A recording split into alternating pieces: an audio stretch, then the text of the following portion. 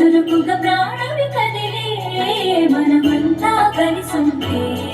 కలకన్నా మరిచేది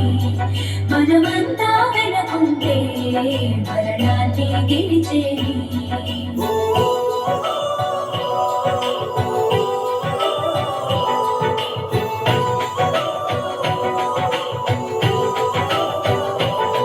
మేము కలవగా తెగ కలవరం అసలిది కదా ఒక సంబరం ఒక వరసలా కదిలిన క్షణం ఇక తెలియదే ఒంటరితనం